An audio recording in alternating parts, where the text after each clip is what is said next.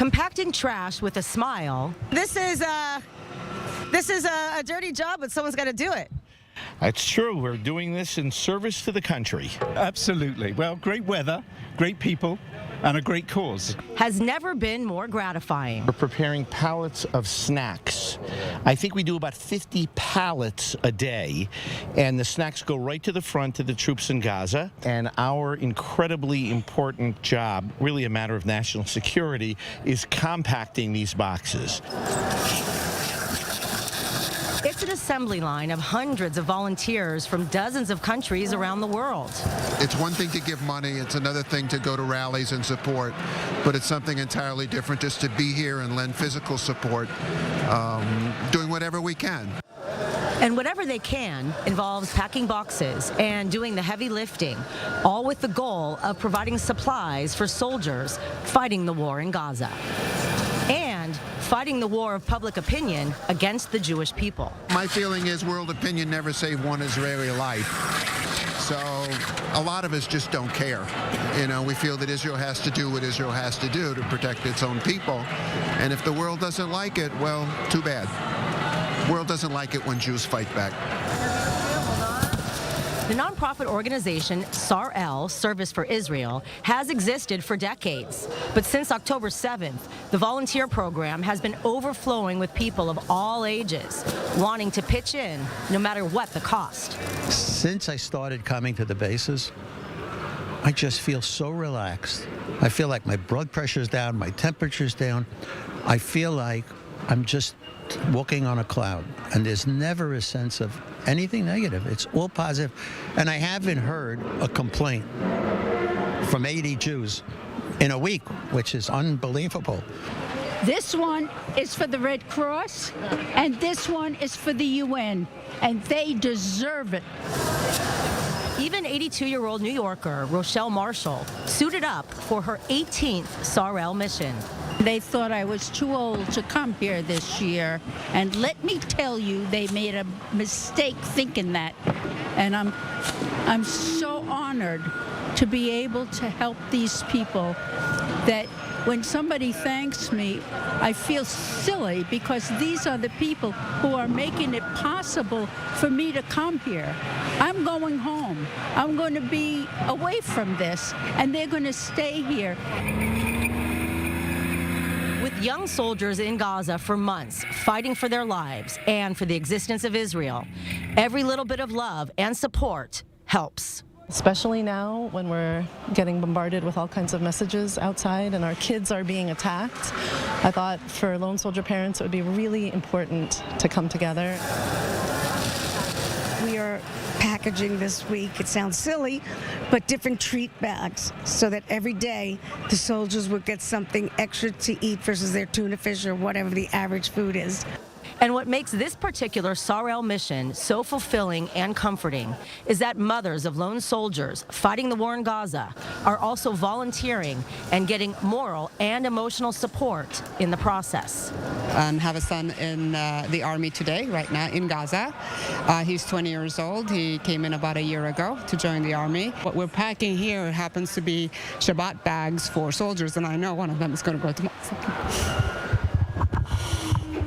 When you are alone in your country and you hear the news, you listen to the news and you're far away from your son, you just can, you know, your mind is like, cannot understand what's happening, and it's really, really hard, really tough. You really feel lonely. Nobody can feel what you go through. So now we are a bunch of women, strong women, and we are all mothers, and we are all together. And every time somebody's down, you know, we come and see her, and yeah, it's amazing. It's something that I never lived before. I have two former lone soldiers. One's in reserves. One came back to America, and I have a daughter drafting.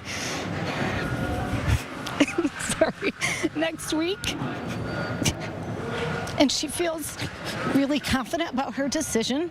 So coming back and like having a physical way, like just, I know it's Doesn't seem like a lot. There's some snacks, but it's so important to physically be here in Israel to show support, to show my kids that I'm proud of them. I have 3 lone soldiers.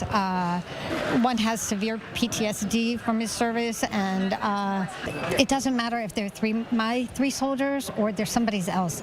They're all my children, and I got to hug them and send them in, and we could be the last people they see. It just kills me. It kills me, and I love them all. I'm everyone's mom. My son is in the Mishmar Gvul, the border police. He's been dreaming of joining Tzahal since he was 14. If they would have taken him then, he would have come. He is absolutely built for this. He knows he's built for this. He's living his best life, just living his dream, living his destiny. One son, he's actually been here for 18 years. That's when he did his main service, and he's been doing Miluim ever since, and he was called up on day 1. And he has had days off in between, but he's basically still at it. He's in the north. He's new. He had just drafted a month before the war broke out. I am just really, really, really proud. You know, you want your child to do what's in their soul and in their heart. He is so passionate about Israel. He is very confident in his wanting to be here, which brings me confidence and my husband confidence. And I really, as a mother, believe it's all going to be okay. And I send that from across the ocean every day. Shalom לכולם. Shalom. איזה עם נפלא אנחנו. What a great people we are. On this particular day, the moms and volunteers also got a morale boost by the president of the World Zionist Organization. צריך לזכור, מה שקרה ב-7 באוקטובר We need to remember that what happened on October 7th was not a war against Israel, but a war against the Jewish nation. We are one nation, one people. This is our home. We have to stay united and fight against anti-Semitism. You look, it's just, it's horrific. Anybody with any moral integrity or anything should stand up and come here and help. And also on this Sarl mission, the Jewish people have American Christian police officer Nick Jones to thank for taking a stand against the hypocrisy and anti-Semitic vitriol that is sweeping the globe.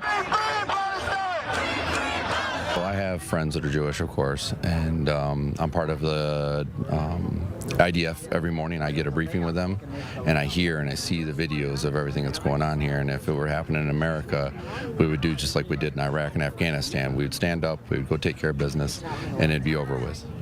Here, it doesn't exist. There's a farmer I live by that says, good people remain silent, bad things happen to them. So as Americans, we need to, I don't care what your religious background is, everybody needs to stand behind Israel because no one around her is sticking up for her. At the Hatziri military base in the Negev, Emily Francis, I-24 News.